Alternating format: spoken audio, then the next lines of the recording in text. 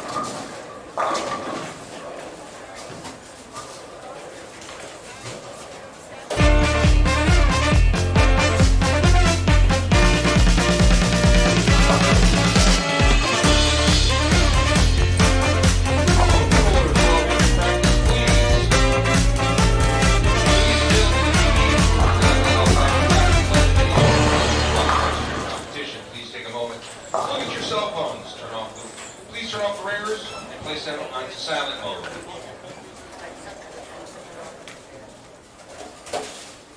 The top 18 semifinal cashers are ready to start their round here of the FloBowling PBA Summer Swing, presented by the brands of Evernight International. Let's give them a nice send-off to begin the competition here in Aurora. Bowlers, good luck.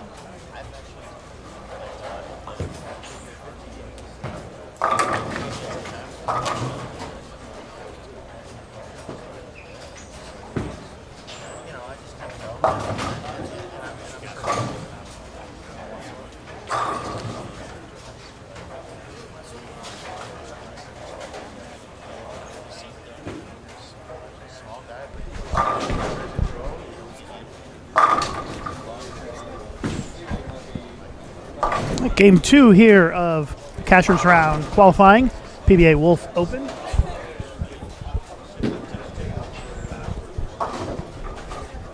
As we've got just a few games left here this evening to determine who is going to advance to the stepladder finals tonight here live on FloBowling. Norm Duke, 140 in the fifth, working on a string of strikes. And you can see Norm working on with his tape. And a knife there. Norm known for that thumb work. Always spending a lot of time working on his thumbs. Give you an update on the standings here after 15 total games. Sean Rash in the lead at plus 455. Jason Sterner at plus 448. He's just 7 pins off the lead.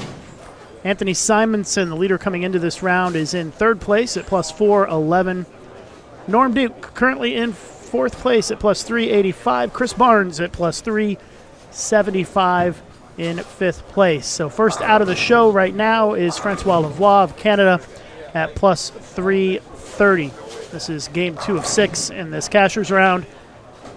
Stepladder final scheduled to begin about 8:30 Central Time this evening, 9:30 Eastern Time as Barnes strikes in the 8th. He can max out this game with 279. Barnes front 6-9 spare strike to start this game. Norm Duke spare 6-bagger to get things underway and gets another one. That is 7 strikes in a row for Norm Duke.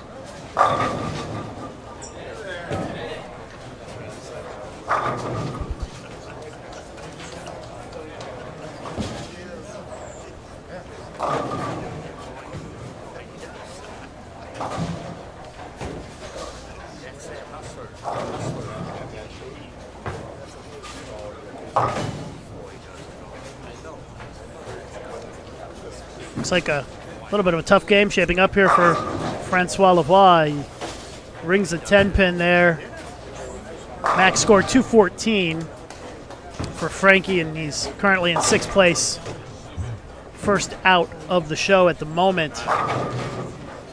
And he is definitely losing ground to Norm Duke and Chris Barnes, who are just ahead of him in the standings here in Game 2 of Cashier's Round. Duke buries another strike. We had an interview with Norm Duke last night after the first round of qualifying. Check that out on FloBowling. But Norm Duke can max out at 290 here in Game 2 if he takes it off the sheet in the final frame.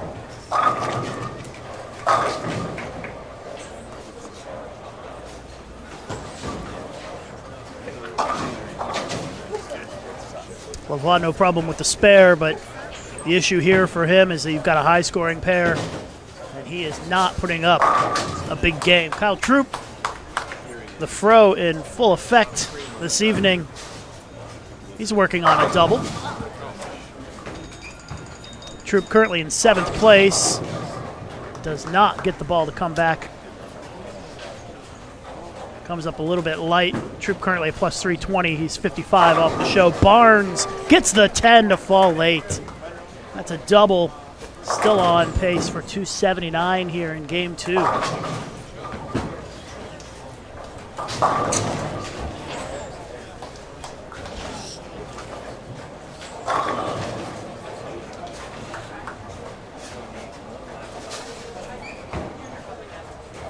Lavoie needs to find a way to put some strikes on the board here pretty quick.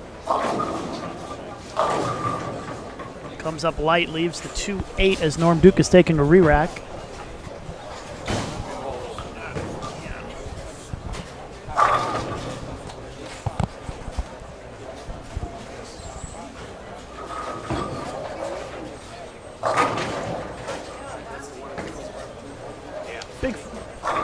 Big frame here for Norm Duke.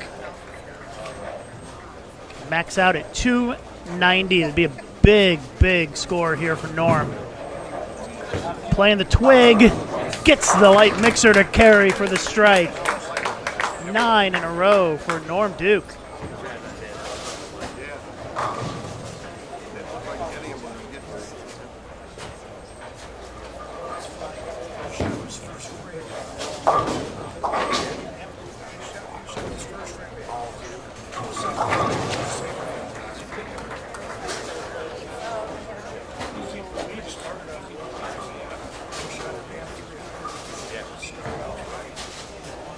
Kyle Troop gets the 10 out. Strike for Troop.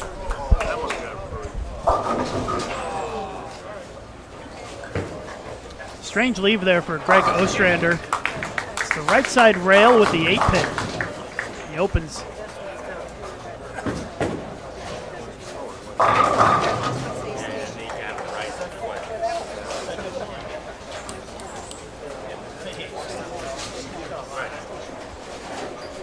So Duke's going to be at a max of 278 now with that 610.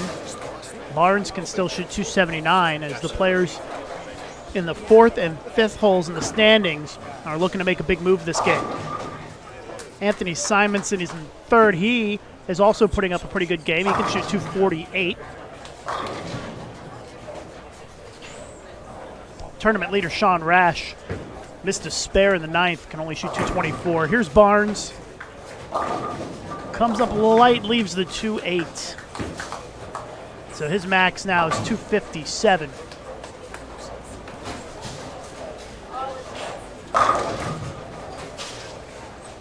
Jason Sterner, who's in second place, can max at 223 this game.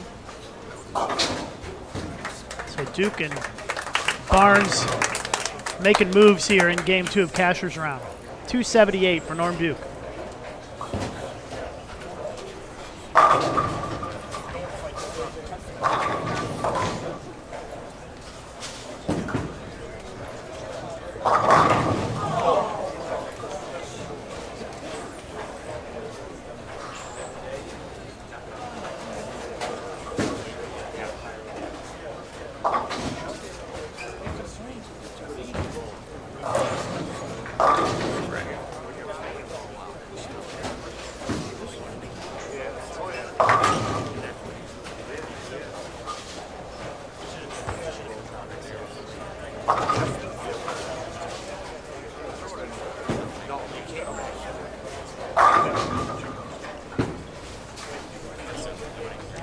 Francois Lavoie was only 45 out of the cut, but that number is going to increase significantly for him, as the guys in front of him are all putting up big games. So Frankie may be in a hole he's unable to recover from with just 4 games to go. Got Tommy Jones, who can put up a big total here. Tommy working on 5 in a row, 258. He strikes out. Tommy Jones currently in 15th place.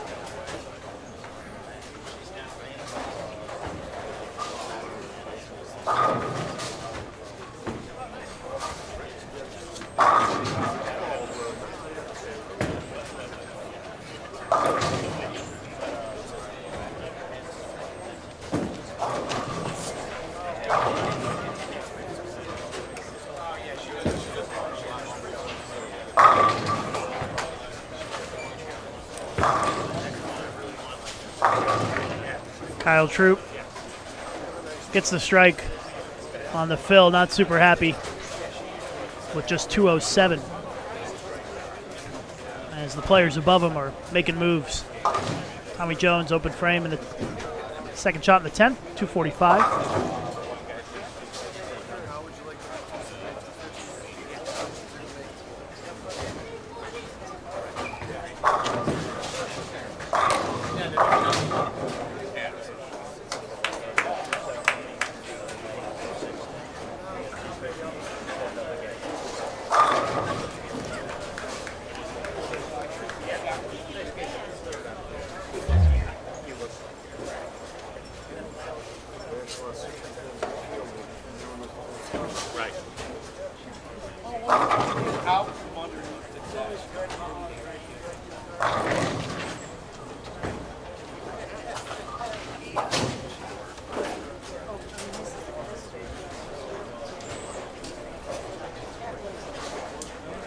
So game 2 of 6 in the books. Game 3 coming up. We've got 4 games left to close out Cashier's Round and determine our top 5 for tonight's stepladder finals.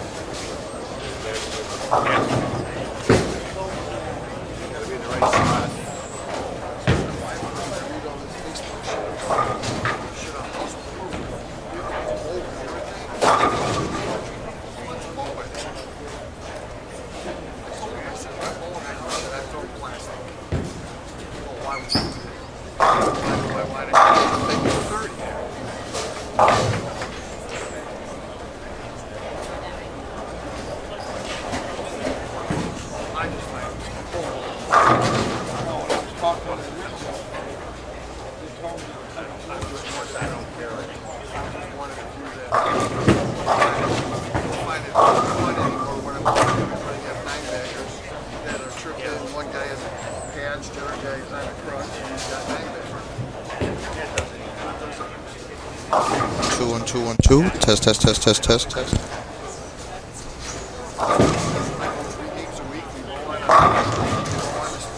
Test, test, test.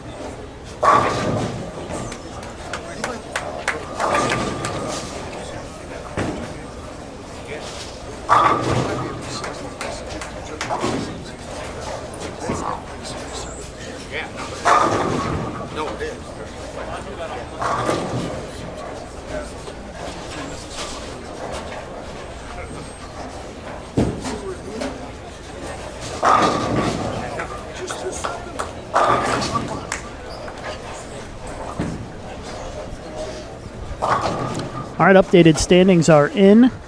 After 16 games, Jason Sterner is your new leader at plus 471. Sean Rash drops down to second place, plus 469. So just a 2-pin difference there between Sterner and Rash. And now Norm Duke at plus 463. He is just 8 pins off the lead. Anthony Simonson jumps up to fourth at plus 458. Simonson is just, looks like 13 pins back of first. And Chris Barnes in fifth place, plus 432. First out at the moment is Brad Miller at plus 365.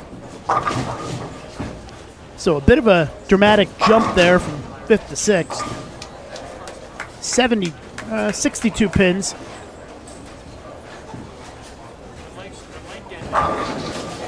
.67 pins separating fifth from sixth at the moment as Norm Duke gets another strike 3 in a row for the Hall of Famer. Francois Lavoie was sixth, drops down to ninth place. Now more than 100 pins back of fifth with 4 to go.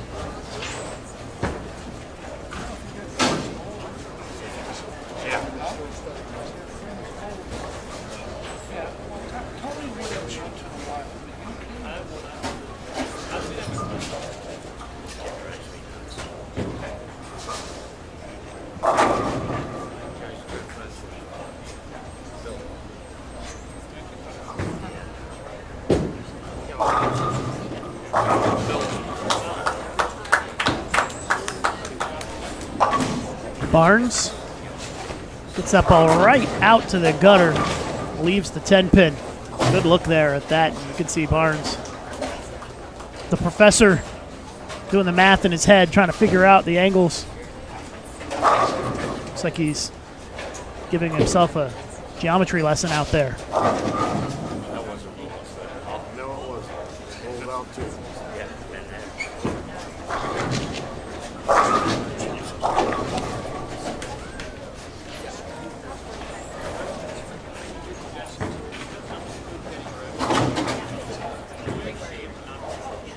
Barnes not going at a particularly high-scoring pace here, not nearly as high as last game.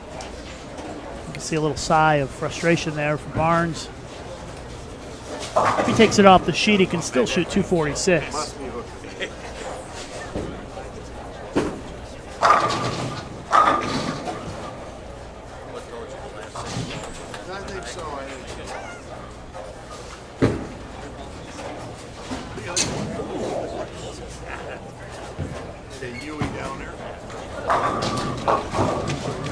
So your top 5 right now: Sterner, Rash, Duke, Simonson, and Barnes. Brad Miller 6th. Oh, Norm Duke with a runaway Brooklyn for 3 in a row. Actually 4 in a row, I believe. Brad Miller 6th, Wes Malott 7th, Dick Allen in 8th, Francois Lavoie is in 9th, and Kyle Troop is in 10th place.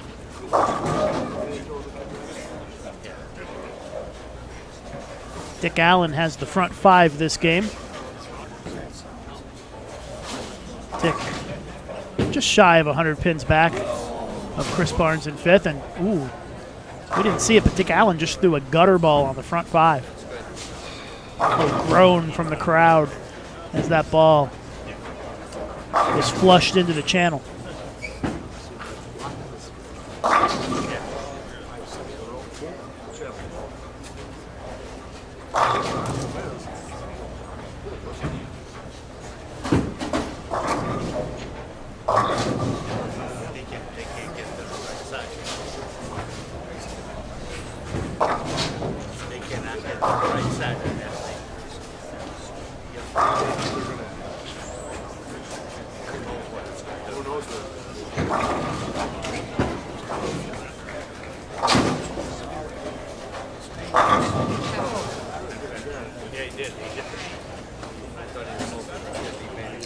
By the way, Dick Allen did not get the spare after guttering on the front 5. He left a 10 pin.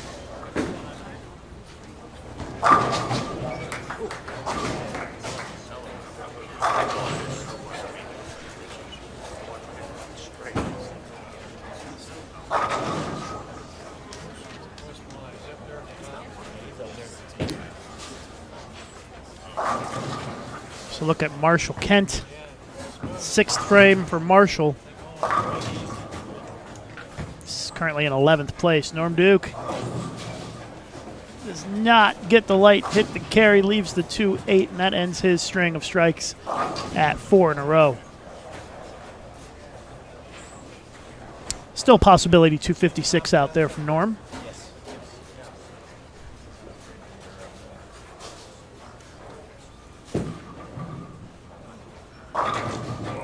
And Allen gets back on the strike train there after that open frame in the 6th. Barnes with a strike in the 7th.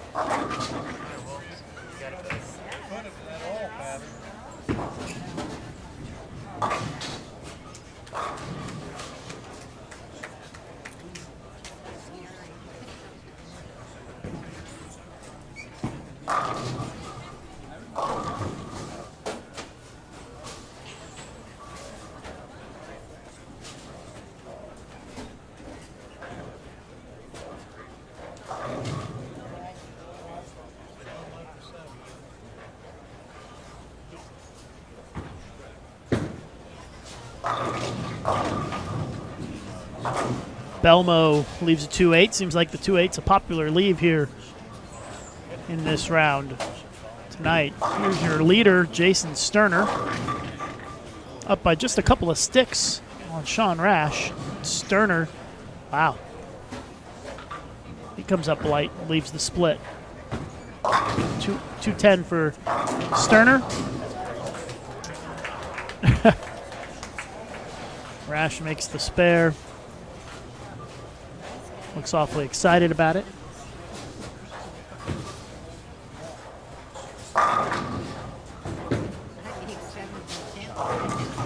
Belmo misses the 2-8. Runs away from it. Belmo sitting in 14th place, 130 back of the show. It's going to be awfully tough for Belmo to get there.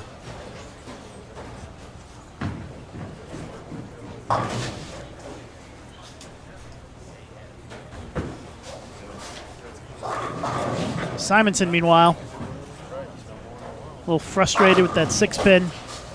Having a decent game overall, though. Can still shoot 258 with a spare. He punches out. Talking a lot about Anthony Simonson this week. FloBowling documentary. Simonson, Leave It Behind, debuts September 4th on FloBowling at noon Eastern Time. Dick Allen trying to make a run here despite that gutter ball on the 6th. He can still punch out for 258.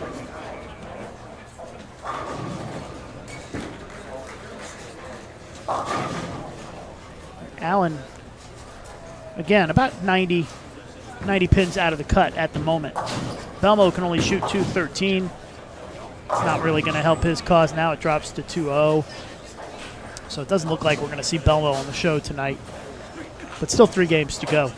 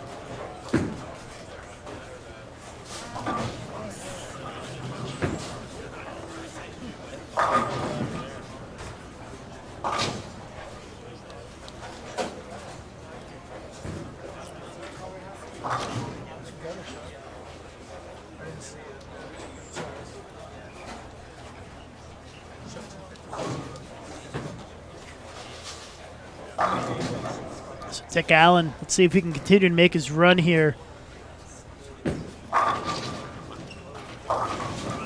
And he does not roll the 2. Had a couple of pins heading that direction, but They all miss on the 2.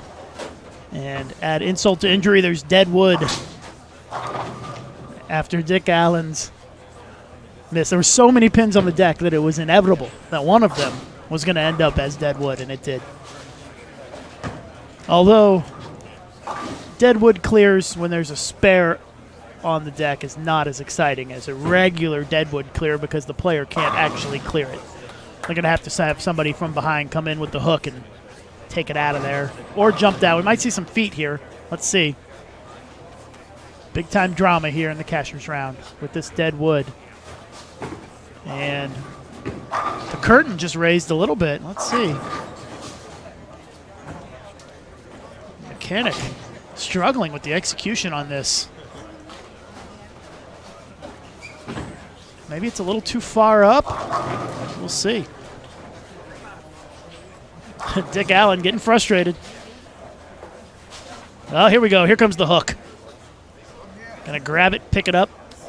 Yep, and it's gone. Goodbye, Deadwood. Don't come back again. You're slowing us down.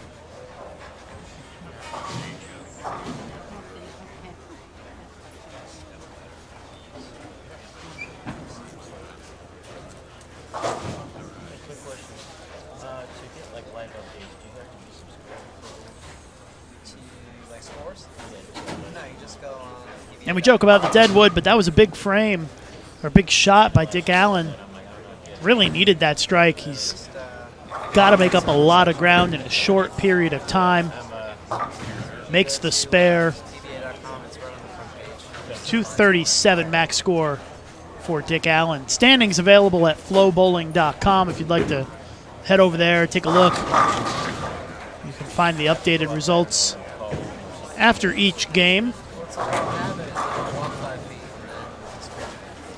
You can also find replays of every round immediately after they finish. If you want to go back and watch any of the action. Stepladder finals coming up at 9:30 p.m. Eastern Time this evening here from Parkside Lanes.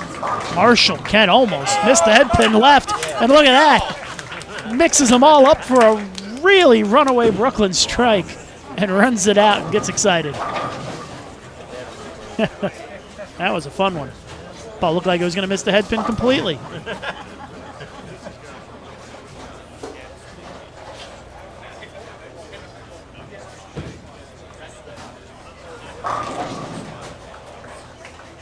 Norm Duke ended up with 243. Dick Allen gets a strike for a shot in the 10th. Chris Barnes can shoot 193, so Chris Barnes giving a little back here. Wes Malott, 229, 228. If he misses the spare.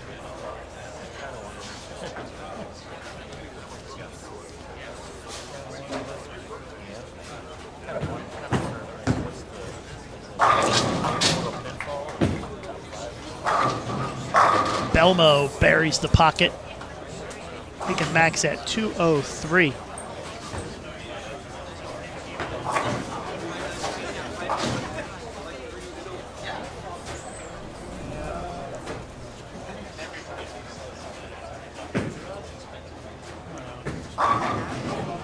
Dick leaves the 10 pin. 227 max.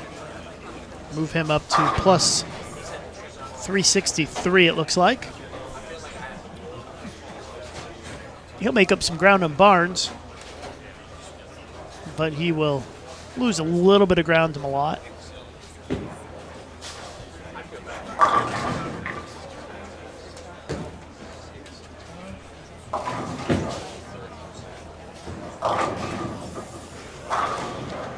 And Belmo not able to get another strike.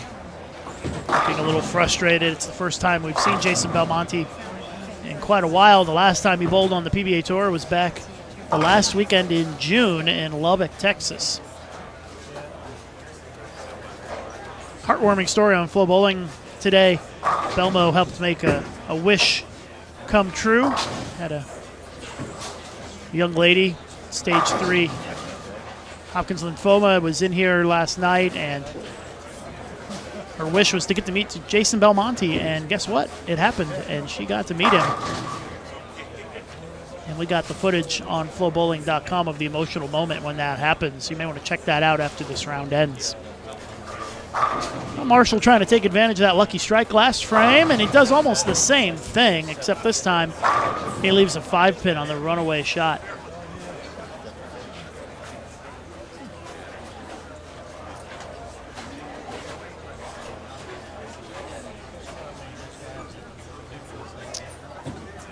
Game 3 coming to a close here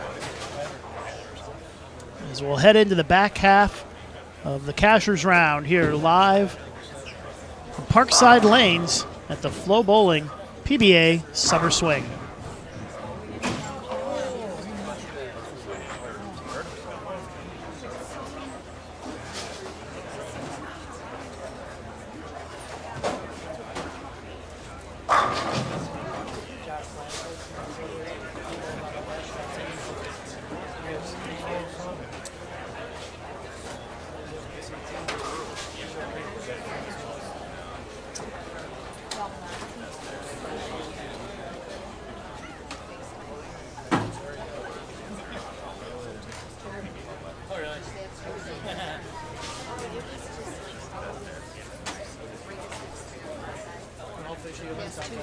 Everything that I'm teaching her is working. This is what you do. They've been out here for years.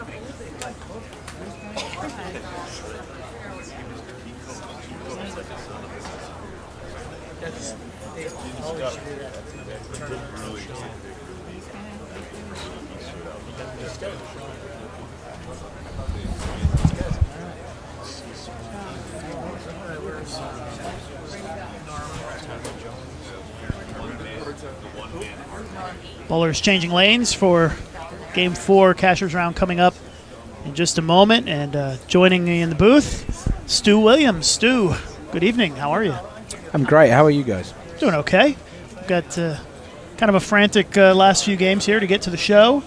It's pretty tightly bunched, it looks like. There was a bit of a separation there between 5th and 6th going into that last game. But then Chris Barnes shot 190, so that kind of made things a little bit closer. But what do you expect in these last couple of games, last few games? I think it's going to be in the block this morning. It was very hit and miss how the pairs broke down. So obviously it'll be interesting to see. I haven't really been watching too much of it. We went to Dom's favorite, Chili's, for a little bit of a break. So yeah, it'll be interesting to see the death pair from this morning's out of play now, 25 and 26. Thanks for that. Finished on that pair. That was awesome. Did you catch that pair earlier? Yeah. And what'd you shoot? Well, let me preface this by saying that I was in a desperate situation. Uh-oh. It wasn't going very well, and 3 of the top 6 had bowled on that pair. Oh, Sean Rash almost spared the big 4. Oh, my God. 3 of the top 6 had bowled on that pair in the previous 2 games, and combined they hadn't bowled 450. Wow. That's so nuts. I was somewhat scared. Yes, I would be too. Or, to quote PA, scared. So I threw the urethane to the right, and I missed a 4-pin because I was an idiot, and I shot 183, which was 40 more than Barnes. So, being as he's bowling for the show... Yeah, that's not a disaster. No.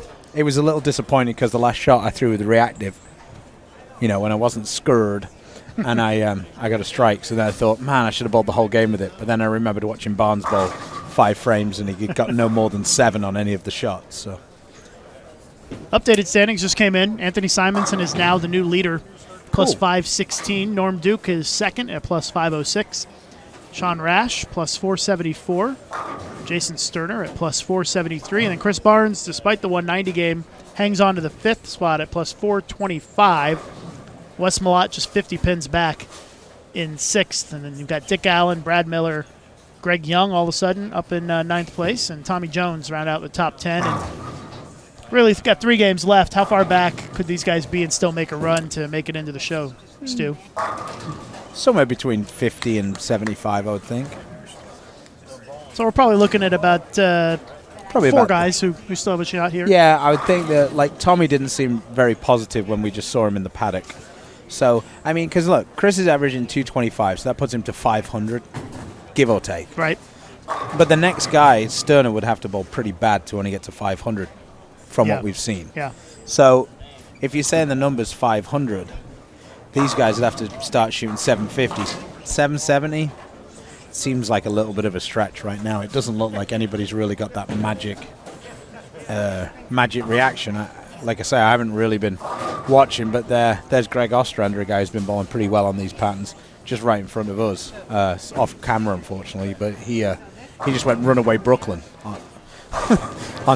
He had a double and then he went runaway Brooklyn. So, And you talk about Stu having to shoot 750 for some of those guys who are in 7th, 8th, 9th place to make the show potentially. 732, the highest on the block for the first 3 Exactly. games. But did you find as that went on that things got easier or harder on this pattern? I found it really depended which pairs you caught, because like the bad pairs were just bad for most of it, and the good pairs were, pretty good most of the time. So, I mean, I'll give you an example. Last night, Brad Miller shot 290 game 7, and I went onto the pair just to the left of where he bowled, and I bowled 225, and I was low on my pair. Wow. He went to his next pair because he had the 10-lane jump and shot 158. Huh. Now, if Brad had gone from the pair he was on to the pair I bowled on, now, pretty unrealistic because it was the pair next to him, but I feel there was no way he would have shot less than 250. Yeah. So it's very hit and miss as to which pairs you hit. Chris Barnes had bowled 270 before he hit 25 and 26 this morning. He bowled 148. Right. So pair to pair, they're very finicky here is what you're trying to say. yeah, and it's like there's not like, oh, I made the flip from the high end to the low end, they're impossible. It's like I hit 27, I'm fine. I hit 23, it might be terrible. Like it's very inconsistent as to how it is. There's not like one part of the center that does one thing and one part of the center that does another thing. Like, and that how it often is on these shorter patterns. The last couple of games of the block are always like a bit like who bowled here, who used urethane, who didn't use urethane. Sometimes the guys using urethane makes them better. Sometimes it makes them worse. It's, Yeah, I heard some of the guys talking after that second round of qualifying that their urethane balls were getting a workout the last couple of days. Yeah, a lot of DJ. guys, yeah, using urethane. Yeah, I mean, the thing for me was urethane was really good yesterday, and today the lanes played a little bit drier in the front, and it made it very difficult for me to get the ball out of that kind of 4-pin zone. And for me, when I'm throwing the urethanes really straight, it's once you get in that zone, you kind of just got to make a change, because you can only just keep throwing it harder and harder, and if you get to that point, you just flat 10. So neither are a good option. Well, we've got 3 of the guys in the top 4 on this pair right here. I mean, Sean's been on a tear this season. He's been bowling very well. He just hasn't necessarily bowled his best games or had the best fortune in the TV shows. But I think he's bowled for the title 3 times or 4 times? 4 times, I think, now. 2 of the last 3 events. Four times this year. Yeah, it was. And he won one back in the mixed doubles, and then he made the show. Well, the regular doubles. It wasn't mixed. Oh, sorry, the PBA doubles, my bad. Yeah. Got mixed doubles on the mind from the Lucy not too long ago. My boy Mr. Ogle might take upset. So Sean's had a very good year. Yep. And this is very much in Sean's like comfort zone, A game, whatever you want, whichever phrase you want to use for it. Chris Barnes there with the front 3. He could, if he bowls a good game here, he could kind of make these last couple of games a little boring for us watching. But yeah, we could have the potential for things to kind of run away here in this last 3 games. With Chris Barnes bowling a good game, we have the potential for the TV show to become much more That's true. entertaining. That's right, because Stu Williams will join me in the finals if Chris Barnes makes the show. And it was and the poor audience were robbed of it, robbed of the opportunity to listen to Beef Stew. It was I think it was Chesapeake. Barnes had a good chance, and Yeah. yep. Yeah, Chesapeake, the first event. Yeah, you got Dave snapped off Lamont at was the end there. foaming at the mouth at the prospect of it being in there. It would have been one of the heaviest booths of all time. That's funny. You and I give it a run for the money, too. Yeah. Here's Norm. Norm's bowling pretty well. It's actually kind of interesting because usually with short patterns, you don't see Norm Duke and Wes Malott both bowl good at the same time. It's interesting. We had a thing for a long time. We used to call it Norm Duke cheater or Wes Malott cheater because it was kind of just how you explain how you would bowl it. Because sometimes we would bowl cheater or these shorter patterns where you have to be really close to it. And other times you'd have the ones where you have to be a long way away from it and just throw at the dry. And obviously you'd know which one's which. I see a lot of the guys, or some of the guys, playing the lanes kind of similar to what we saw in Coldwater, just kind of trying to slingshot it to the just the edge there and have it fire off. Yeah, I mean, the pattern is very similar. I mean, if you'd have told us it was the same, nobody would really have gone, oh no, it's clearly 2 feet shorter, because that's not the case. Between the lane surface variations here in Coldwater and, and how quickly the patterns stretch with you have high rev rate guys using urethane balls and all ball in the same place, the patterns stretch, then kind of some of these short patterns can play really similar. And with the gutter being in play, like the edge of the lane is very dry here and it was in Coldwater, kind of just ends up being quite similar. You expect things to be a bit different tomorrow on the Bear? Yeah, because when we bowled on the house shot, outside of 6 was out of bounds. So you can imagine what that's going to be like on and that was on probably a 10-to-1 pattern, and now we're going to bowl on a less than 2-to-1 pattern. So I think you'll see the players get very far left towards the end of the blocks. See some lofting, maybe? Yeah, maybe, because I think what's going to happen is I think a lot of people are going to the pattern in the middle is very flat, but the track is very dominant here. So players are going to want to try and throw the ball at the track and kind of use that, because that's going to almost make the pattern feel like it's not flat because there's so much friction in the track. So somebody like Belmo, I think, is going to have a really good day tomorrow, because when he's very dominant, he's excellent at making those shots where he can shape it. And the advantage that him and EJ have is because they've got so much control, but their rev rates are so much higher than everybody else's, they can get it a little further right and get away with it. Whereas for someone like myself to be able to do that, I have to use a really slow ball speed to do that. But here, it doesn't feel like there's enough push in the middle of the lane to be able to do that. So I feel like faster speeds are still going to be good tomorrow, even though we're playing on a different kind of pattern. Makes sense. It'll be interesting to see who bowls well. Other than Belmo, who do you expect to really put up some good scores? I would think that it'd be another time for EJ Tatic. Yep. He generally excels on that pattern. Yeah, it'll be interesting. I could see Simonson bowling well tomorrow, maybe? Yeah, I mean, Simonson bowls well all the time, pretty right? much all the time. But I mean, I think that I would expect AJ Johnson to come back a little bit. I think AJ's biggest problem the last couple of days is the expectation he's put upon himself, because he's at home and he's leading the points, and a lot of pressure. Yeah, but I think a lot of it's self-created pressure as well. Sure. He's very, because AJ's a very momentum kind of guy. He's very emotional.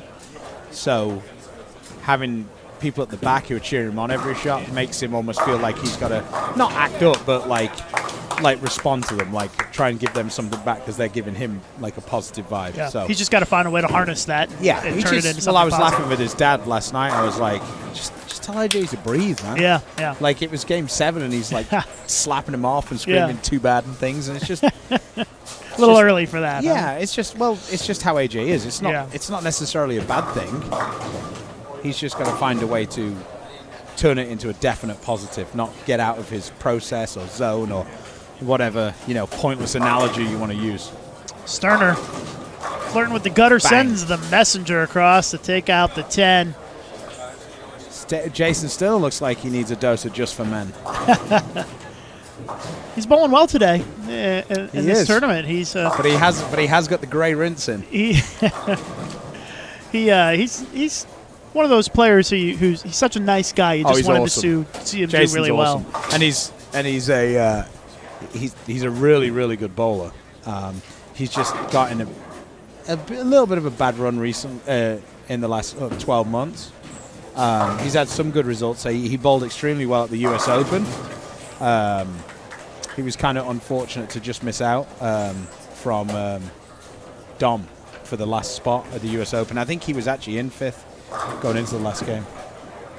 So Rash. temping by the looks of his reaction. Yeah. It's kind of hard to see. He's kind of wide. For someone who isn't necessarily wide, Yeah. on that angle, he was like literally the That's whole lane right. wide. Norm You don't have Duke. the problem of seeing over Norm. That's right. Yeah, Norm's tiny. Yeah. And Frankie's not exactly King About Kong the same. behind Yeah, him. about the same. Oh no, Frankie's gotten by at least a couple of inches. You think so? Oh, definitely. Weight-wise, they're pretty similar too. I guess. Yeah, I would think. I'd think Frankie might have him by a little bit. Just a little bit, though. Rash looking to clean up the 10-pin I here. think I've still got both of them combined. You combined. I was going to say both of us. How many Francois Lavois and Norm Dukes does it take to create a Lucas Wiseman and a Stu Williams? About 5.5. Yeah, exactly. A couple more than our wives would appreciate. That's right. Sterner with the spare. Again, these 3 bowlers on this pair in the top 4. Where's Kyle Troop at? Oh, he's down and out by the looks of it. Yeah, he's in 11th place plus Yeah, because he's got a 315. chance. He's got a chance here to shoot 260, and Tommy Jones has got a chance to shoot 247. So I'm just trying to look for some big games around because Yeah. Sam Cooley was bowling a pretty good game, but I don't think he's really in the conversation, is he? No, Sam Cooley's pretty much dead. Yeah, there's not a lot of big games out there. No, Frankie's got spare 5-bagger. Yeah, so Frankie could maybe. He could. Maybe Kind of not. down. He's 309 over. So Kyle Troop, Putting on a show. Sweet Tea. See if we can get a shot at Kyle Troop in the 10th frame, maybe. Did you ever hear about why Kyle's Sweet Tea? No. Why I call Kyle Sweet Tea. So you've obviously been to England, and you Yes. obviously understand that sweet tea doesn't exist in England. It doesn't exist. Like- That's right. No. But we are very into tea. Yeah, of course, absolutely. So we went to a typical English pub the first time Carl came up to the Weber Cup. Said, "Hey Carl, do you want a drink?" And he goes, "Can I get a sweet tea?" And the person looked at him like, What's he that? goes, "A sweet tea." And then the response back was, "Well, I can put a lot of sugar in it in a hot tea." I was like, that's not at all what he wanted. Take a hot tea, put a few cubes of sugar in it, mix And it then- around, pour it in a glass of ice. There Yeah. you go. And then everybody in England would just be mortified that you're doing that. Absolutely. So Carl ended up with a Pepsi. Yeah, there you go. You're not going to find sweet tea in England, that's for sure. No. Hell, you can't find sweet tea in Arizona usually. No. Unless you're going to Cracker Barrel or something. Yeah, but I think you get your it's like the reverse ID check at Cracker Barrel, isn't it? You're not 100 years old, you can't come in.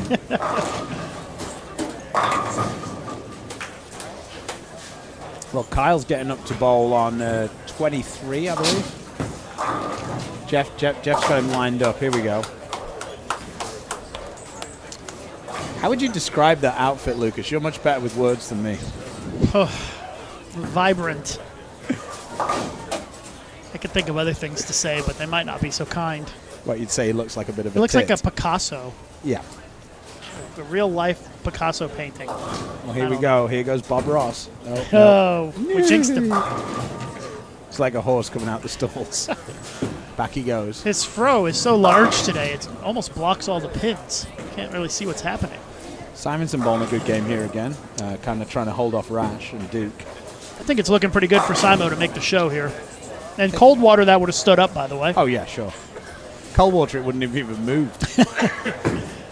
Yeah, Simo can shoot 248, and that would put him well into the show, I think, going into the last 2 games. Maybe Okay. Simonson inspired by the film debut a couple nights ago. Okay, take 2, Jeff. Oh, yeah. Kyle Troop is up. Stu Williams directing from the commentary chair. I'm about to get something thrown at me by Mr. Goodwin. It's all good. Yeah, good year. Wow, he's Whoa. got the real big wheel Whoa. going on now. Throwing the idle. He's throwing about, lay down's probably about 17, I would say. Throwing it right out to the rim and back. I talked to Carmen Salvino last night for a minute, and he's the best. Oh, yeah. And Carmen says, And if you don't think it, he'll tell you. that's right. And Carmen says, Lucas, I was throwing the ball, and I got it out to the right, and it didn't really hook enough. But if I got it inside, it hooked like a boomerang, and I was ready to jump out of the way because I thought the ball was coming back to hit me. It was great. He's a funny guy. And he just has such a passion for the sport, and it's great to see him out here giving it a Have go. you ever heard about the Italian restaurant asking him for toothpicks? He said, okay, bear with me, I'll go and shred some racks. That man's got some stories. My favorite one of the whole lot was, I don't remember which Hall of Famer he was talking about, but it was when they were first on tour, and of course, Carmen was on tour before everybody was on tour. Yeah, that's right. So he literally saw created the everybody tour. in the That's top right. 50 on their rookie season. So he was playing the guy, and the guy doubled to force Carmen to double. And what you can understand about Carmen is every story that Carmen tells you, he's the star of it. That's right. There's no story where he right. doesn't come out smelling roses. So I said, did you double? And he looks at me like... I said, so what happened? And he said, well, I put the grip on him. I grabbed his hand and I shook his hand and said, boy, you better not make me work that hard for the 30 next time. That's funny.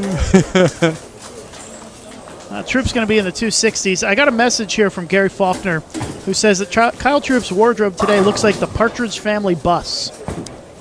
There There you go. So I guess that's it. I'm thinking that wasn't Gary Faulkner, PBA World Champion Gary Faulkner. No, I don't think so. I don't think that Gary Faulkner has watched the Partridge Family before. And here's Troop's last shot, 264. That'll move him up to plus 379. Ball reaction on Very that pair nice. looks great. Very nice game. Question is, when he gets to the next pair, will it look that is good? still striking, though. That's right. Frankie's got, it looks like 8 Where in is a row he at? going to the 10. 35 and 36. He can go 290. He's currently 116 off the show. Simonson strikes for 240s. That's pretty good business for Simonson there, because the other two guys on the pair who were just behind him both need doubles. Rash needs a double for 217. Sterner a double for 227.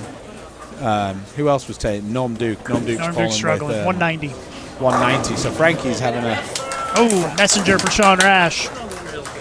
Needed that one. Yeah. I mean, he did and he didn't, because he's still a chunk ahead. Barnes would have loved that 10 pin to fall in the 10. That would have kind of got him to a point of being safe. Oh, boy. Uh-oh.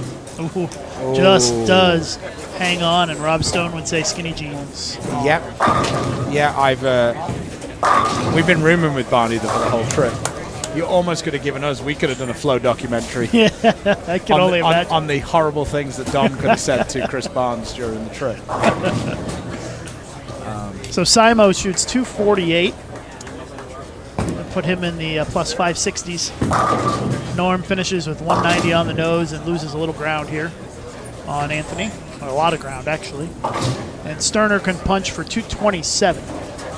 So Sterner can Frankie's looking... not quite. Sterner actually can go around Duke. Can we flick over to Frankie quickly? He's on 37 and 8, I think. 35, I think. Because Yeah. Frankie's got an opportunity to shoot 290 here. And Sterner's brain decided to take a pause for a moment. Frankie started with a spare. Oh, disaster. Well, the six-pin Nice. falling helps a little bit, but not much. Not really. He needed all of that 290 Yep, too to far really behind. kind of get back into it. So Sterner looking to move ahead of Whoa. Duke. Nothing. he Heads toward got that one really far to the right, and on the way back it just lost so much energy.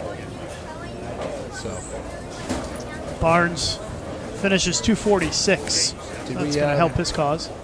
we happen to see what Wes Malott shot for a game? I do not know. Because he's on Is the he all the very- way at the end? Yeah, I believe so. Let's see if Frankie can run this bet. Oh, 208. 208. So Wes. nothing Yeah, really nothing useful. big. So that makes the gap very big now. Yeah. Because I don't think Dick Allen can shoot 220. 220. Yeah. So Barnes shot 247 that game. Yep. So that's got him into the 470s. And Dick Allen at best can get to the 380, 390 maybe, and Malot's in the 380s. So there's a pretty big gap Maybe like opened up now 90 pins or so Yes. between 5th and 6th. because Troop only got to 380. Yeah. So- So you're going to have a bunch of guys bunched up right there, about 90 back of the show. They're basically going to be fighting out to see that. Like, I think there's a little bit of a bump in the money for 6th spot, so they're, and the points for the ATX shootout. Do you have any inside information on how that's going to go down? The format or whatever for that, Lucas? Are we? Oh, for the actual format of yeah. the ATX invite? Yeah, it's going to be a bracket style. So is it one game? Is it? Yeah, 1 game matches until the championship, and then I believe it's a best of 3. Is it like a real best of 3, or is it like the PBA League best of 3 type deal? I believe it's a real best of 3. Okay. We don't have any television restrictions on FloBowling, okay. so we can do whatever the hell we want. Down at Dark Bowl. Yeah, it should be good. Uh-oh. Well, 0 doesn't usually help you score. Belmo chucks it in the channel. It's on a strike, though, so didn't So- lose any count, but he's not going to make the show anyways today. So I have a new theory as well on when I miss a spare on a short pattern. The best thing to do is to throw the next shot in the gutter, because then you don't get upset because it only cost you 1 pin missing the spare. Do you not think that's a good plan? Because then it alleviates the frustration. As long as you spare it, it really doesn't make That's that much true. difference to your score. That's true. That's true. I think whatever you think is good is good. No, I thought it was kind of fun because I told that to Rafiq, and then he struck out and he goes, "Do you know, I felt so much better about that. I was really pissed about missing that single pin. Now I realize it didn't really matter." Yeah. Oh, Kyle Troop is sending that. I think Yeah, Kyle I think Troop he's is gonna make a looking run. like the favorite for 6th. Yeah, you don't think he can make a run to the show, though? No, I think Barnes has got too good a reaction, Yeah. and then He's going to like, have to hope somebody's ball Sterner's at reaction goes away. 480, Yeah. Barnes is at 472. Yep. And Kyle's 90 pins. 90 pins is a lot of pins to pick up in 2 games. Especially when people are averaging 225. Yeah. That makes it much more challenging. If they were averaging, 200, Well, that's the a other little thing different as story. well is it means that he's going to have to avoid a bad pair for 3 games, Yeah. because he doesn't have any room for wiggle, and he's got to hope that the other people don't hit really favorable pairs as well. So, yeah. This is the slow pair of the bunch. Finishing up. Marshall got a chance to shoot 240. Oh, look at that. Stand-up messenger. Marshall's down in 12th place. In the old school polo.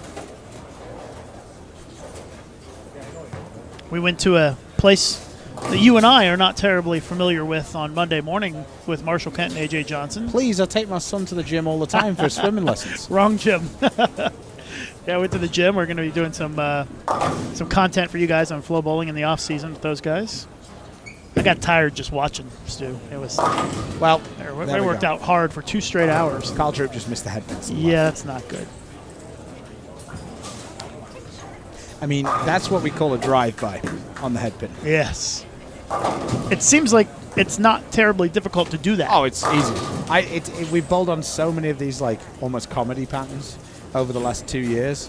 When I leave the 1-3, any combination of the 1-3, I actually know where I stand to shoot at it with my plastic ball, because we've done it so many times recently that it's almost automatic. So how many 5 pins have you seen missed? It seems like it's become the new thing to flag the 5 pin. I've seen 5 already this week. Wow, really? I've seen 10 on the trip. And how are they missing them? Drive-bys mainly. Yeah, missing it to the left. Oh yeah, they hook at it, and then the best is when they line up with their plastic ball and they just flag it. I'm like, it's literally 8 boards wide. If you hit almost anywhere between 3rd arrow and 5th arrow, stand in the middle of the lane, you'll hit you'll it. make it, right? Yeah. Like, and the guys are it's unbelievable. That's Lefties, crazy. righties, 2-handers, seen it all. There you go, Kyle with the regulation spare on the. Okay, he's got it. Well, it shouldn't take long to get the standings updated here. It's become a little anticlimactic though, hasn't it? It has, We're really yeah. looking at seeding more than anything else. Unless somebody has like a disastrous Jason Sterner just Greek churches to start the 5th game.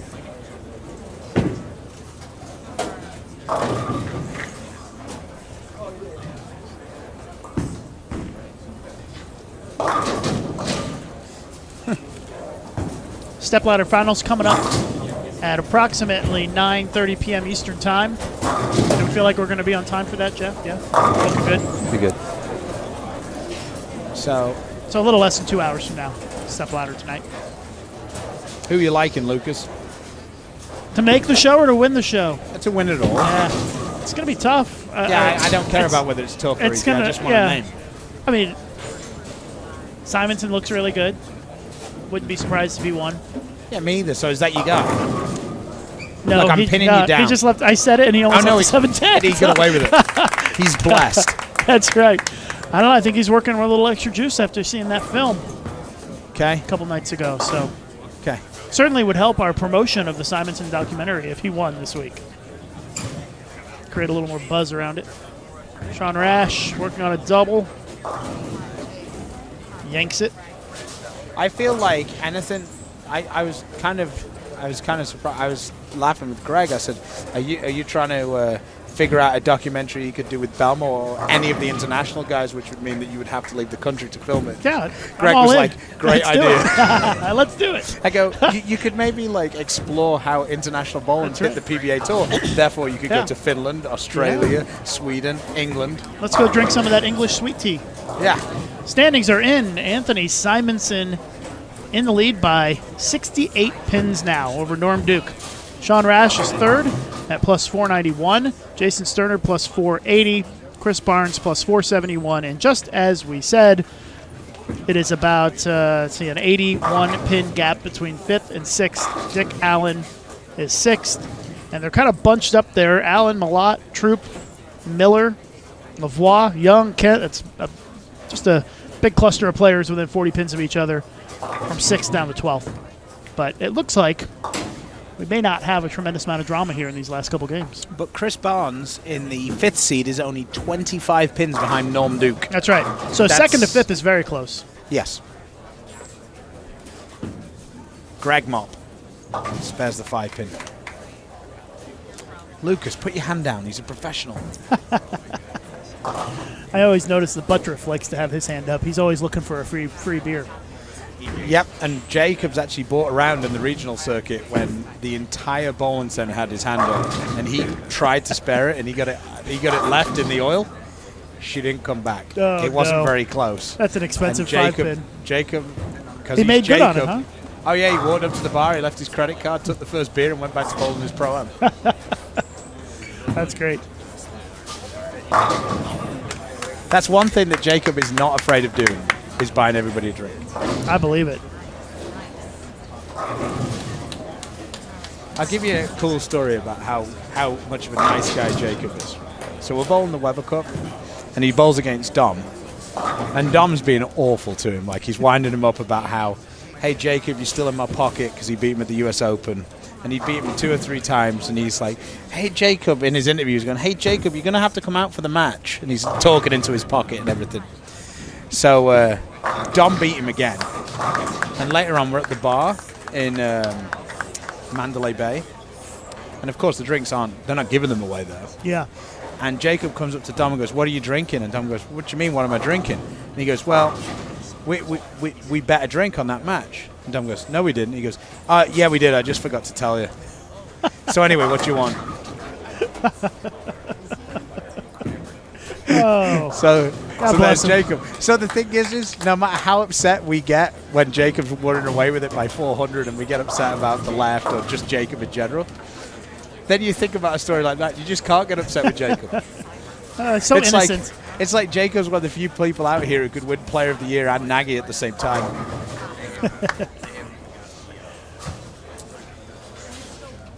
Well, we got about a little more than a game and a half to go before we know who the finalists are tonight for the Stepladder Finals. And then you guys are back at it tomorrow afternoon. Yep. Bear Open starting at 4:30 p.m. Eastern Time, live on FloBowling with the first round of qualifying. Simo, your tournament leader, buries it, double. Yep, I think he's going to be. I think whoever wins this is going to have to beat him for the title. Kyle Troop trying to hold on to some hope there, isn't he? Kyle Troop trying to make a rally for 6th. Yeah. I think a sheet here shoots 280. You never know, right? I mean, that probably cuts it in half. Yeah. No, I agree. So it's There's not- definitely there's always hope. But isn't it the hope that kills you? Yeah, it can certainly leave you sad and disappointed at the end of the round, though, if you have too But much I thought hope. it was the hope that was going to kill me in the cricket. But no, England made the comeback and saw Australia I saw off. that exchange between you None and of Jason. you guys had any idea what was going on, but just No. safest to say it was as impressive as the Patriots come back against Atlanta in the Super Bowl. Don't they call like cricket players bowlers or something like that? They do, the people who actually pitch. Okay. The pitchers are bowlers, so to speak. I thought so. Lucas throwing down the knowledge. That's it. That's the extent of my cricket knowledge. I'm not going to be doing commentary on Flow Cricket anytime soon. Oh man, do they have flow I cricket? don't know, but maybe we should. There's a huge. You're hired if we get it. There's a huge cricket thing in Austin. Or Is just there? outside of Austin. Yeah, Do you it's one play? of the- I did when I was a kid. Yeah. You should join a cricket league. Why not? Barnes in some trouble here. This could actually give Kyle Troop an opening. He's got Frankie's getting after it as well. yeah. I mean, Barnes he's a is little further back. if Barnes but, like, opens here, he's 63 in the fifth. Frankie's only 14 behind. Yeah. So Barnes trying to give these guys in I hope 6th not. through 12th a little hope, but I hope not. Just like everybody at home hopes. Everybody wants to watch Chris Barnes bowl. Isn't Barnes that is, right, Linda? Barnes is trying to bowl his way off the show so he can get on the show in a different To capacity. steal my limelight steal yet your- again. to steal it from you. I mean, Linda already told me the other day. She goes, she is dying to listen to me commentate. I bet she is. I don't think it has anything to do with Chris Ball on the TV. It's just because she wants to hear my dulcet tones Yeah, I in the bet. commentary. I bet. Well, Troop's Kyle got to Troop? keep it going. Nope. Yeah, you could tell he didn't throw that one very good. It's so hard when you see that first one overhook, and then you finally get one there. The next one, it's so hard to not just yip up on it a little bit. And when you do on those lanes where it just won't push, she gone. Yep. Tommy Jones is going the completely opposite way. He's trying to throw it over it. I don't think that's the way to go, Tej. Just about the same result. Dick Well, Allen, though. still got a chance. He's got a long way to go. And no, he knows it. 10 pin stays up. Ends his string at 4 in a row to start that game. And Kyle Troop, I believe your night is over, son. Open frame in the 6th. Barnes just ringtone.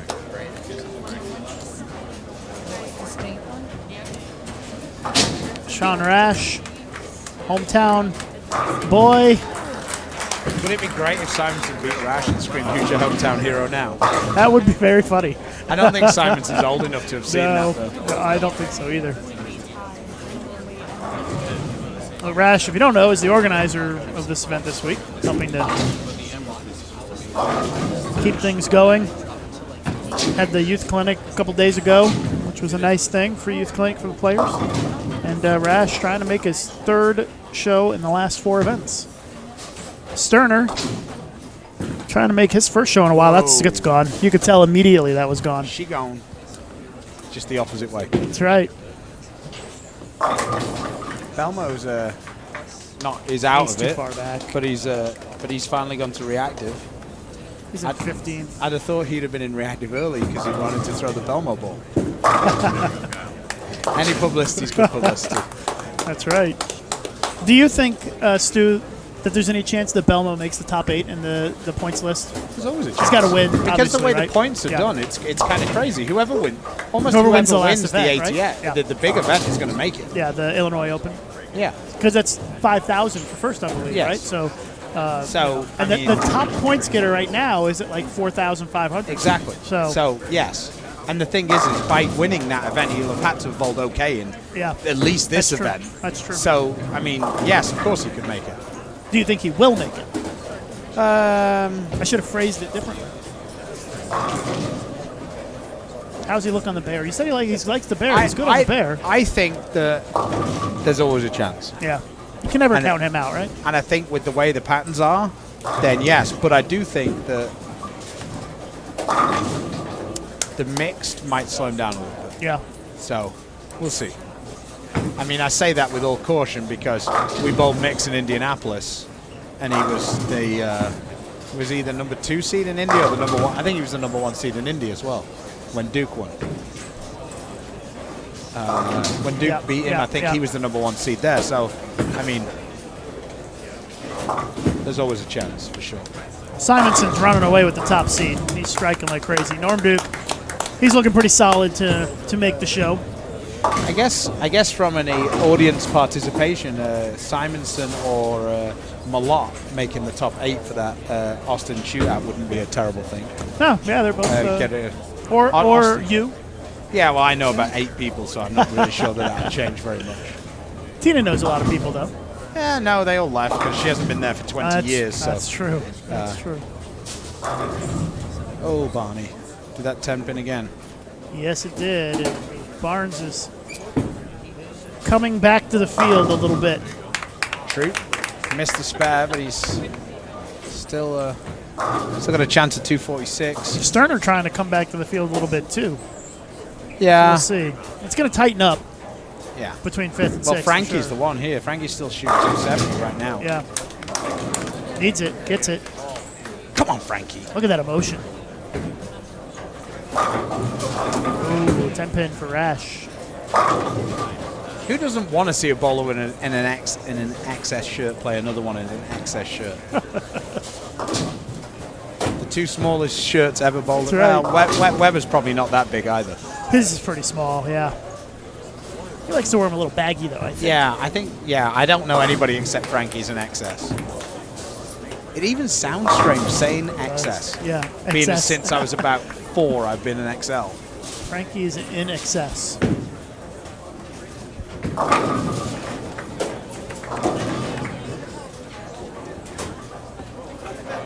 Well, Simo stringing strikes like crazy here. 150 in the 6th. Go with 270 if he goes off the sheet. And he will be in fine position to earn the top seed tonight with a game to go. Yes.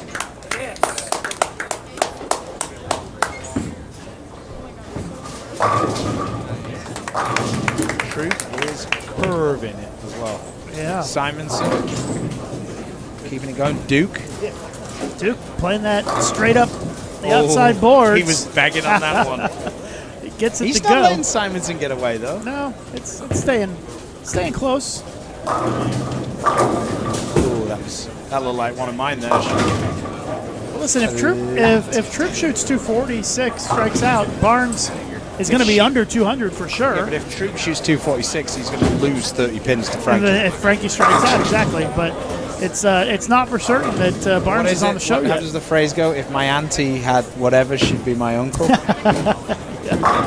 Yes. If ifs and buts were China cups, we'd never have to worry about anything again. Oh, here we go, Frankie. Oh, that didn't look good. 2-pin. Yeah, 2-pin. Still 258 chance though for Frank. He'd actually stay right at the same score as Kyle Troop. There's Wes Malott not doing so hot this game. It'll be interesting to see. Wes was bowling 270 until last. Oh, was he? I missed. Yeah. I looked at the wrong scoreline. Yeah, he had 129 in the 5th with a double. It'll be interesting to watch Kyle Troop's final frame here. Troop, I expect a little bit of emotion out of him if he continues to strike. Him and Belmo are trying to bowl at exactly the same time. Yeah, I know. Oh, yeah. They're literally going to step at the same time. Oh, Belmo went first. It's like a glitch in the Matrix. Here we go. And send it back. There it is. Troop running it out, gets the strike. Running it out like Guppy on that one. Did he run it out or did he fall off balance? He may have fallen off balance. Duke with another strike. Man, He do you goes remember watching that guy on 268. TV when he had hair? The Stone Ball Rat Hall of Doug Famer Kent. Doug Kent. That's right. Well, the pressure is suddenly on Barnes here. I won't say suddenly. It's been on for a couple of frames here, but this is a big Yeah. tense frame for Barnes. If Barnes can throw a good shot here, he gets out of this pair. If he can get out with 190, he'll be comes happy. down the other end. Right now, I think he'd be happy if he just got one strike. And 10-pin Oh, there we go. goes down. The Chris Barnes signature slap off the left and the right. It was very kind of him to duck down so he could see it happen. Thank you, Chris He Barnes. was praying to whoever right there. I'm sure Linda's watching. Linda the boy, so hi to Linda. the much nicer of the Barneses, the Hall of Famer as well. Norm Duke. Yes. Oh, God. He has the voodoo going on those pins right there. Duke's looking good. Here's Troop. Looks like Simonson's better in the 10. Looking for a 5th consecutive strike to get in the 240s. Got to lay there. Buried it. Another strike. Kyle Troop getting in the mix here. Trying to make a run at the show here toward the end.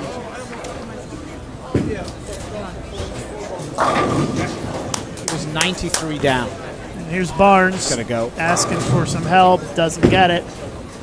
Leaves the 10 pin. It'll be a 182 with a spare. It's He's going to be 64 pins, and it was 92, did I say?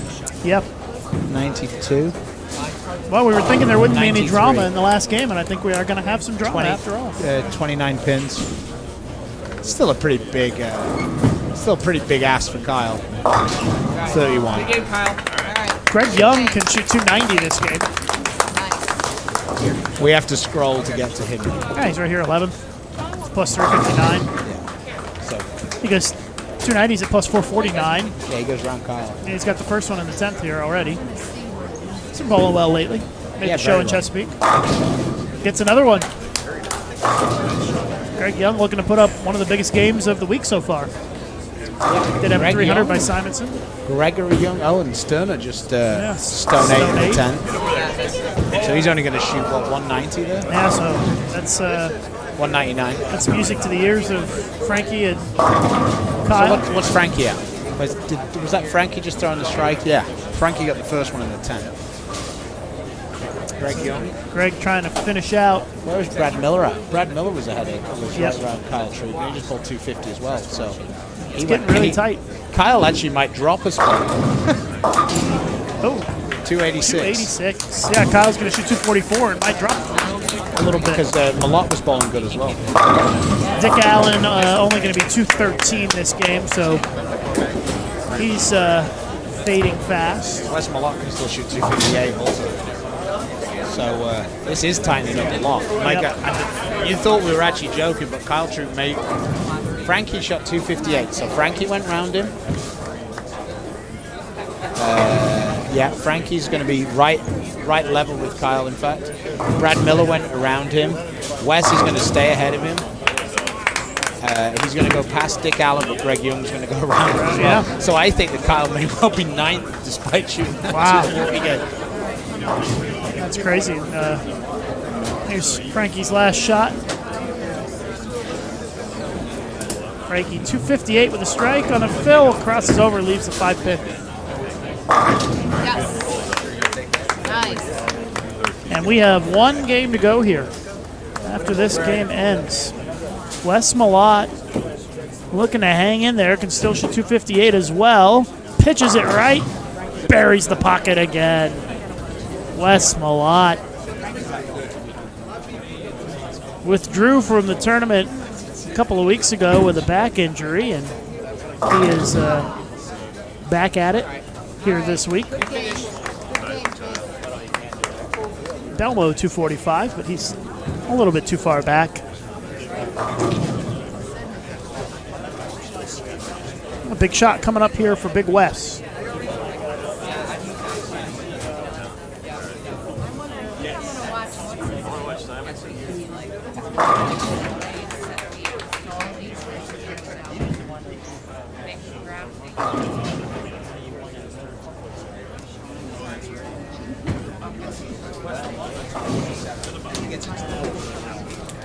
Oh, sorry. Wes Malott with a 247 to get into the 430s. So there's a lot of guys now. See, Lucas, Yep. we tried to jinx it. We did. I feel like we did this. I hope people didn't turn off the stream thinking there wasn't going to be any drama when the exact opposite has happened. It's amazing what can happen in just one game. It was really just one pair of lanes that caused it. Yeah. Because that's the thing that you've got to feel a little bit good for if you're in the Barnes and Sterner camp. They're going on the pair now that Wes Malott's just bowled 247 on. So what pair did Barnes and Sterner come off of? The last pair They they were were at using 39 and 40. 39 and 40. So it'll be interesting to see who goes to that pair. That's going to be Simonson, Rash, and is Sterner with them? Yes. No. Yes. Yes. Yes, so Sterner's going there. Barnes is the one who's switching ends. So that's bad news for Sterner, potentially. Well, maybe, but We'll the see. other two bowl 520. Yeah. Like Duke and Lavoie bowl 525. Yeah, that's true. So maybe it's not good news for Chris Barnes. I don't know. Oh, I guess we were wrong. Oh, yeah? Barnes is right in front Oh, of he's him, right. 27 Okay. and 28. There you go. They are flying all over the place now.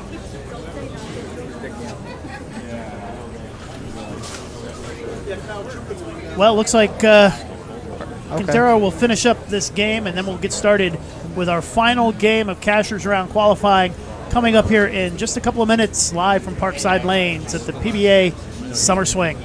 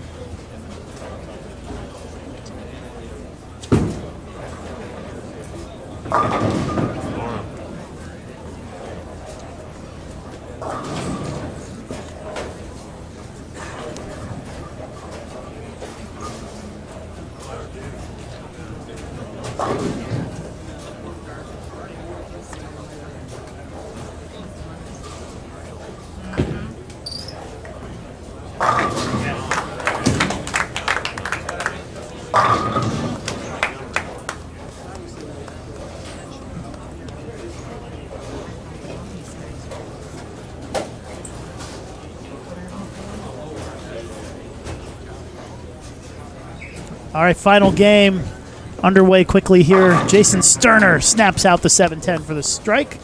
Simonson and Rash both started with strikes as well. We'll have scores for you updated here in just a second. I'm FloBowling Senior Editor Lucas Wiseman alongside PBA star Stu Williams. I need a star because I'm on rotor grip, so I'll wear the star. Two-time PBA champion Stu Williams. What and the king of flow right now. I won the big flow tournament last You year. did. So. You are the defending champion. in the You wouldn't main know it if you were in the bowling center. There isn't a picture of me anywhere No? in the bowling center. Good thing. We want people to show up and watch. Anthony Simonson in the lead, plus Yikes. 612. Norm Duke is at 563, so it's looking really solid for Anthony Simonson to be your number 1 seed. Looking pretty good for Norm Duke to be the number 2 seed. Sean Rash is at plus 504. Jason Sterner plus 465. And then Chris Barnes at plus 454. Greg Young is now just 9 pins off the show, according to these latest standings. Yeah, so we actually, Troop could have dropped 2 spots if Frankie got a strike in the 10th, second shot of the 10th. So Wes Malott is 7th. He is 24 back. Brad Miller is 8th. He is 25 back. Kyle Troop is 9th. Francois Lavoie is 10th, and he is 32 back. So we've literally got 5 guys for 7 guys. 7 guys for 2 spots. For 2 spots, yeah. Oh, Greg Greg Young Young. with a crossover. Sterner's got off to the double first. This is going to be a big shot for Chris right now because this right lane looked like it was curving a lot for Kyle Troop in the last match. So it's key for Barney to get it far enough right. There we go. Ooh, crossover. Ooh, we almost got the messenger on the 5 pin. The reverse messenger on the 5 does not deliver. That was almost. That was not what Chris Barnes and Stu Williams fans wanted to see.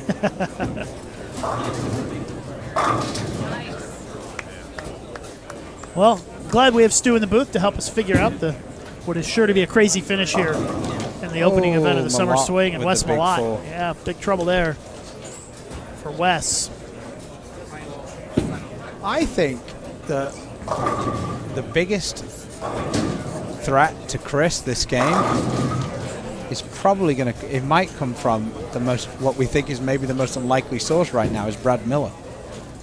But there again, Brad's probably crossed over for the 6-pin also.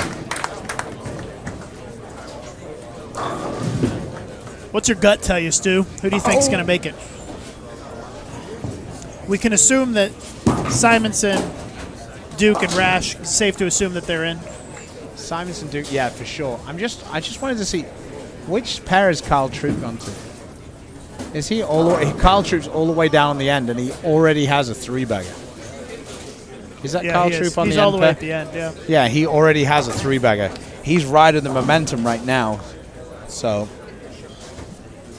I have a bad feeling for Chris that. Ooh, look at Greg Young Troop sending a messenger across, taking out the 10 for the double. parlays the Brooklyn. Yeah, whatever So. it takes. Oh, definitely. Greg Young, a dark horse here, you think, to make it in? No. You don't think so? You don't think he'll make it? I just think it's really hard when you're one of the younger guys and you're chasing, but we'll see. I think Troop's the guy. I think he's carrying all the momentum right now, and Kyle's a very much of a confidence player. But if Kyle makes it, at whose expense does it come at? Well, right now it's looking like it's going to be at Barney's expense because this pair looks like he's got the worst of the lane draw lottery, so to speak. That Yeah. right lane looks like it's going to cause him a lot of trouble. This left lane I don't think is so bad. I think he's fine with this one. That's a good shot. Barnes just struck. Yeah. Here's Troop working on the front 3. Oh, 6 leans on the 10, but doesn't take it down. He was doing the Kyle version of begging where he bends one way and kicks the other way. Trying to do a little karate chop there. I think we're going to hear a lot of Sean shouting this last game, but I don't know what he's shouting for because he's 60 behind and 40 ahead. Yeah. So he's kind of in the safe zone for third. What's Sterner doing here? Sterner double spare strike to start. Here's Troop. No the mistakes spare. allowed. No mistake Covers it there. up.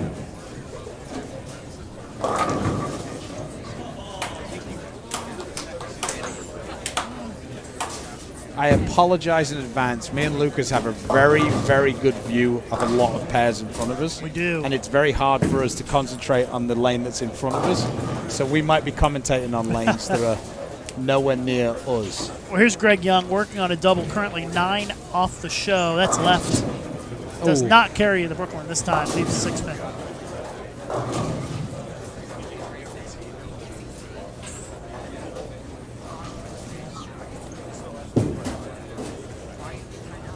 Well, right now, it seems like we're having a couple of technical issues with switching across. So They're working while on it. they're doing that, we're going to keep on this pair, but I'm going to kind of keep you guys informed from the best that I can see right now. Well, Simonson's got the front 5, so Yeah. he's locked in, top seed. Chris- Done deal. Chris has gone up and made a change, but he wasn't able to get the ball far to get the ball to hold up. So he's 4-pinned. So he's now Dutch through 4 frames.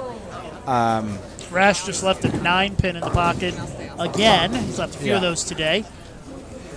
His best hope is to catch Duke for second, and right now that's not happening. Okay, he well, hasn't made up enough Barnes has ground. picked up the spare, so he needs to like focus in on the left lane, get the strike, and move on. Malott has just split again, so I think Malott's pretty much dead in the water right now.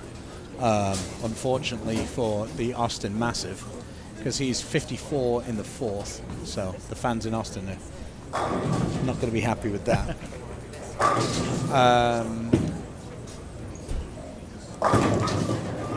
Lavoie with a chance to double, but he just almost 7-10s, leaves a 7-pin. So who are the chasing pack? So Greg Young.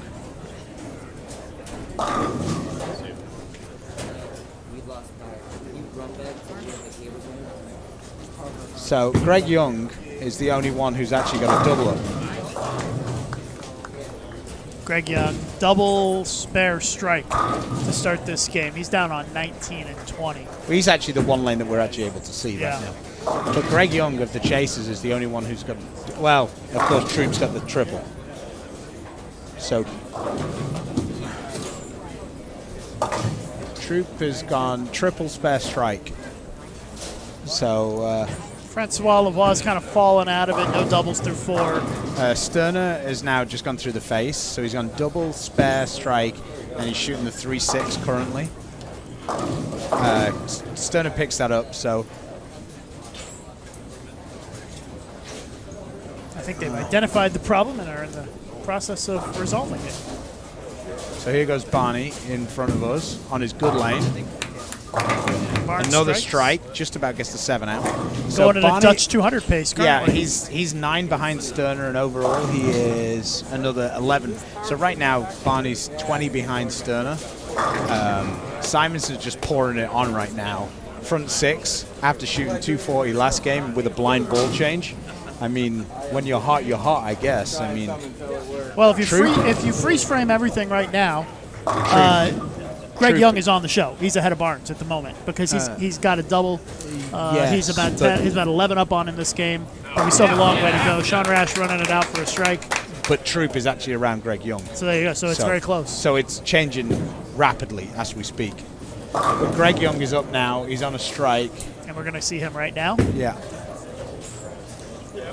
This is a big shot for the youngster, rookie on the tour, trying to make his second show of the shot, Greg. season. Double spare double for Greg. And Greg was actually the one who pinned Chris at the last event, shooting 258, I believe, the last game in Chesapeake, to stop Chris from making it.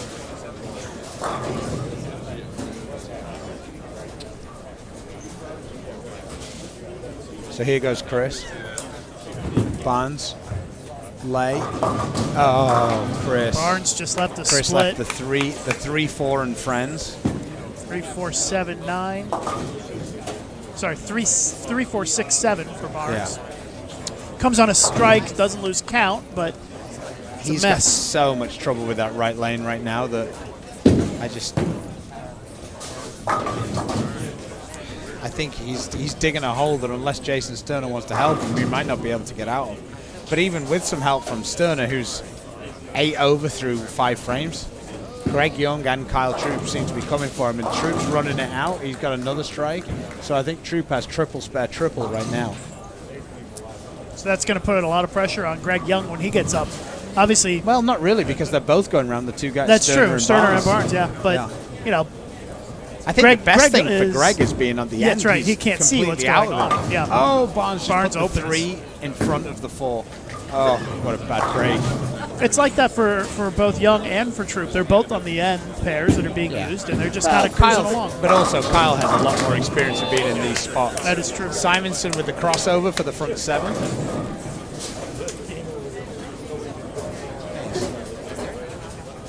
So here goes Greg Young. Big shot here for Greg. That's going to get to the right. Oh, gets another one. 3 in a row. Greg Young is Mr. Big Shot right now. Yeah. He had a chance to make the show in Chesapeake. He says, "Take that, Stu Williams, for thinking I wasn't going to do it." He would be the only rookie to make 2 shows so far this season if he's able to make it here tonight. Oh, Norm persuades the pins over. So this is like we're on the radio, Lucas. You got to be more. I think we're going to... No, Kyle Troop's up. I thought we were getting a look at Kyle Troop, but a Here little he bit goes. glitchy there. He's Oh, striking Kyle up. Troop goes Brooklyn, 9 leaves pin, I the believe. 9 pin. So Jason Sterner fighting back with another strike. We'll keep you updated best we can. Having a few technical problems, but we at least are able to see Greg Young making a run here. We've got Anthony Simonson's got the front 7. He's up right now on 23, and Messenger wobbles the 10, but doesn't take it down. Man, if only you guys could have seen that wibble, wobble, wobble, wibble. Didn't want to fall over. Should have gone Brooklyn like the last shot. Don't look upset, Simonson.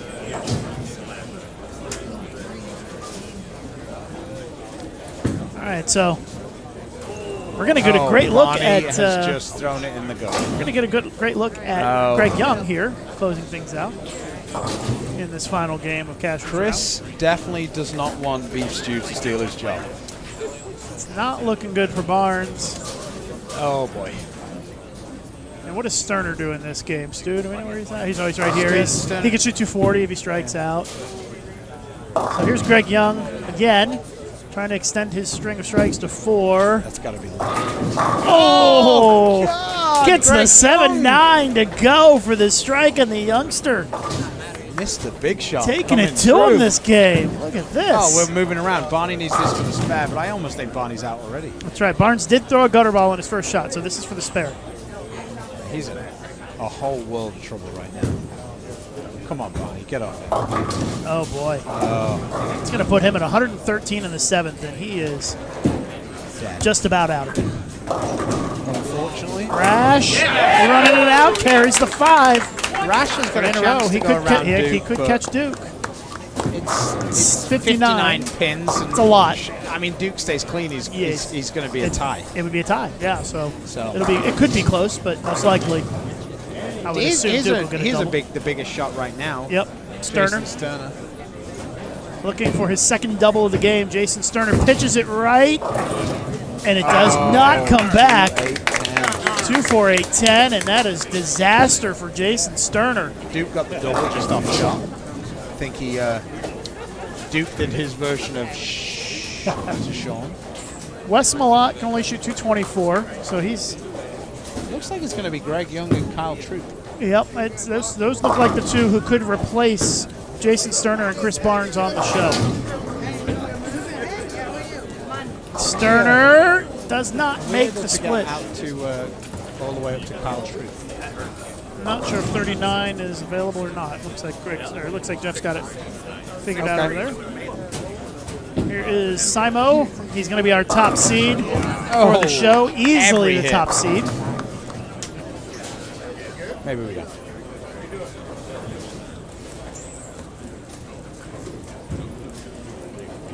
Sean Rash is going to make the finals for the 3rd time in 4 events. Greg Young, 10 pins. Kyle Troop, chance at 258. Oh, the messengers come across and he take it gets out. Bob Ross paints well. a strike. So, just a second. Kyle Troop is 22 pins behind Greg Young. Greg Young has just left the 10 pin in the 8th frame. So Troop can shoot 258. yes. So Troop can get round. Troop. Well, Greg can also shoot 250. Yeah, but if Greg goes strike spare, he's still going to stay ahead. He's still going to stay ahead of Kyle Troop. Sterner's struggling though. Wes Malott's struggling. Brad Miller's struggling. Biggest spare of the week here for Greg Young. Bang. No problem. You know his folks are watching at home. Sean Rash. He is not going to get to the number 2 seed. It is going to be Norm Duke number 2. So number 1, Anthony Simons, and number 2, Norm Duke. Number 3, Sean Rash. Last 2 spots still up for grabs. And it looks like right now it's Young and True. Stu, do you see anybody else who could be finding their way into the I was picture here? just to actually quickly having a look to see if Sam Cooley had a chance. I thought he had the front. I thought he had all of them, but he actually didn't. He could shoot 270. It looks like Dick Allen can shoot 258. 258 for Troop. No, it looks like it's going to be Troop and Greg Young replacing Sterner and Barnes. And the way it's looking, Chris could fall. He could free fall here. Yeah, he could could. end up 13th. It's looking. Greg Young snaps the 10 out. Gets the strike. Sam Cooley right now is bowling 270. He could get to 446. And Chris is not going to get to 446 by the looks of his reaction right now. He needs all of them here to get to 193. Heartbreak for Chris for the 2nd time on this trip. Yeah, he's been so close. In the show with a game to go, and then he's just... Yeah, big 4. Yeah, Chris is gonna drop a lot of spots. Chris will be replacing you in the finals booth tonight. Yeah, that suit's getting another workout. You have fallen below the cut line, Stu. Apologize. What a surprise! I missed another cut on this trip, and at least this time there is actually somebody else I can blame. That's true. So we'll have Barnes in the booth this evening. Here is Troop's final shot. Looking to fill it up in the 10th for 258. For Chris Barnes.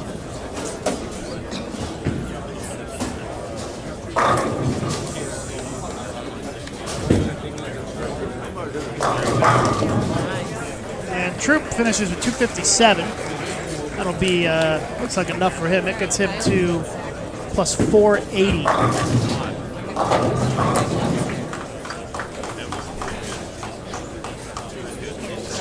This could be potentially a reasonably financially good shot for Frankie here.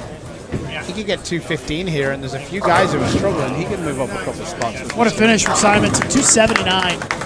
As he easily earns the top seed. With a blind ball change. Coolly opened the 10th frame. It's a pretty big shot for Frankie for his week, for financial reasons. Oh, Frank. They're the ones that really frustrate you when you have the opportunity to make an extra, you know, $400 or $500 right there, and it's just, yeah. Jason Sterner, his week is going to end in disappointment. Break again. Yep. He can only shoot 204, which is going to put him at 460, 469. That's not going to be enough. Actually, it might be if Greg Young opens the 10th. Yeah, well, that's true. Yeah, Greg. A bad open for Greg Young here, a 6-2. Yep. And Sterner strikes out, they'd be pretty close to the same score. Greg Young right now is at 445. Yeah, so Greg Young needs 9 pins. Yeah, I say 9 balls. outs enough for Greg. Any 9. Yeah. But actually, if he gets a strike, he'd be lane choice as well. There it is, Greg Young on the show. Second time this season. Well done, young man. That was 2 very impressive games this week and in Chesapeake. 250 both times. Got Kirk Von Kruger's walking around with his clipboard, making sure he's got the scores right so he can announce the final 5 here immediately after we finish up this game. Well, I apologize to all Flow listeners. You don't get the dulcet tones of Stu Williams for this TV show again. 2 more chances. You never know. No. You're going to make the next 2 shows? Yeah, well, I did last time. You did. You were right. You finished second in the Bear, and you won the Tulsa Open.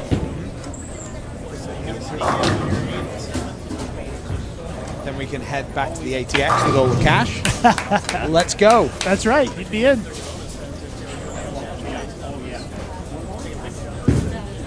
Wes Malott with a different disappointing finish here for Malott. Yeah. 160s. This is kind of what we said about which pairs you hit the last game. Greg found a phenomenal game. Yep. And actually, I don't think that's made any difference to Greg. No, he shot 240, which is enough to stay around Troop for the 4th seed for choice of lane. So.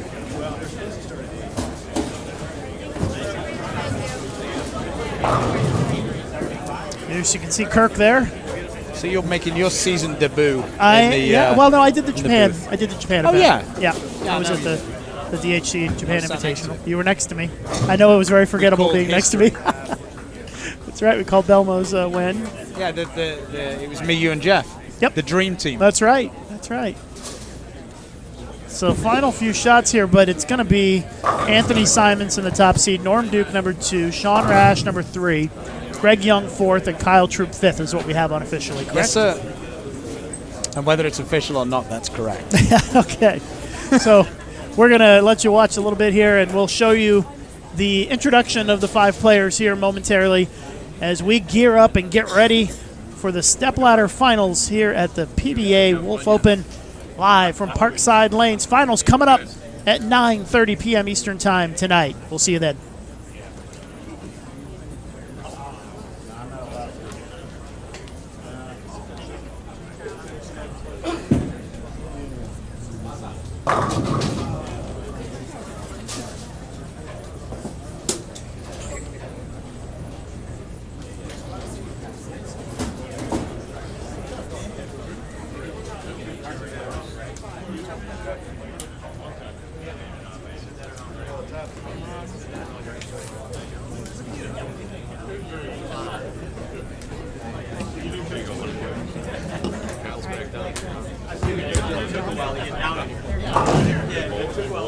like they're done. Now they're probably my guy.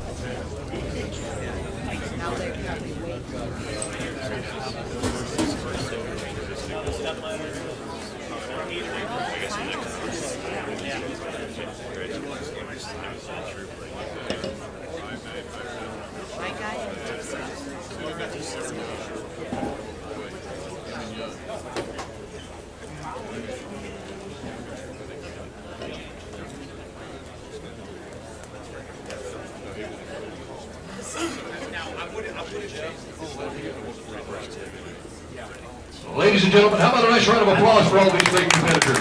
What a finish today. It's my pleasure to introduce the top 5 for this evening's telecast, which begins at 8:30, live on Flow Sports. Please stick around. You won't want to miss this. It's going to be a great show. The number 5 seed, a big game to climb into that top 5 step ladder from Taylorsville, North Carolina, Kyle Drew.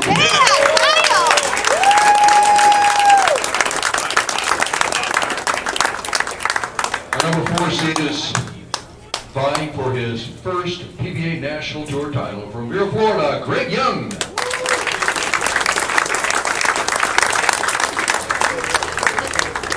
A few of you might know this guy. He's from Montgomery, Illinois. The number 3 seed, Sean Rash.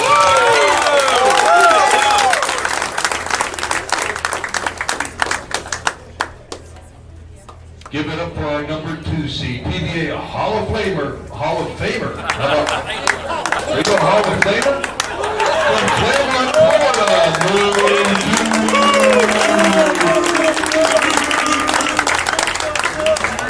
Our number 1 seed needed to win 1 match tonight to take home the PBA Wolf Open Championship from Little Elm, Texas, the defending champion, Anthony Simonson.